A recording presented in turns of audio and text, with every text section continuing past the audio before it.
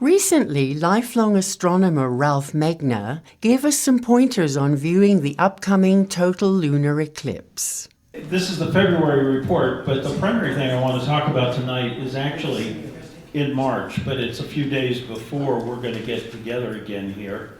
And so we're going to talk about the total lunar eclipse that's going to occur on the morning of March 3rd. Now, that's a Tuesday morning, and when I say morning, I mean like early morning.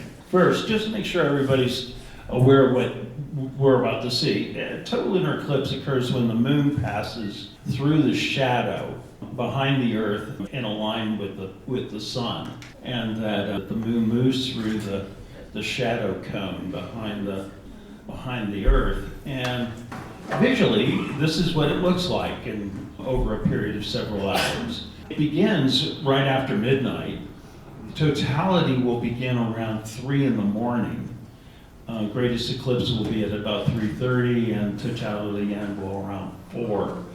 And the eclipse ends entirely at 6:22. So we are actually in a part of the U.S. that will actually get to see the entire eclipse. We'll be able to witness it before the moon sets.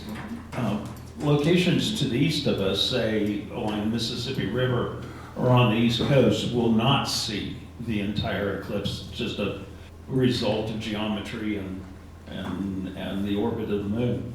The moon is going to pass through the center of the shadow, which is known as the umbra, but it's going to do so towards the edge of it. As a consequence, the moon will appear mostly red, but it's likely to have a kind of a bright white edge.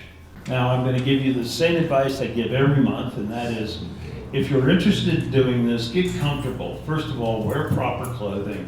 It's cold out there in the morning, especially something on your head. Remember, it's going to take 4 or 5 minutes for your eyes to adapt, and that you're going to want a chair, and you're going to want to face it to the west. Also, if you have a pair of binoculars, those would be a good thing to bring with you outside too. Actually, binoculars are probably the best way to view a total lunar eclipse. They give you a really good view of it. And you don't need a particularly expensive or powerful set of binoculars to enjoy the view. Now, the view will be almost directly to the west, and the moon itself will be about a third of the way up in the sky.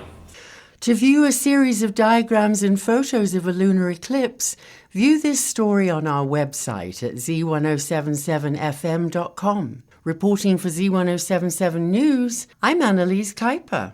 And that's your local news for Sunday. You can hear local news 7 times a day, 7 days a week at 7, 8, 9, noon, 4, 5, and 6. More Morongo Basin residents get their local news from Z107.7 than any other source. Reporting for Z107.7 News, I'm Robert Hayden.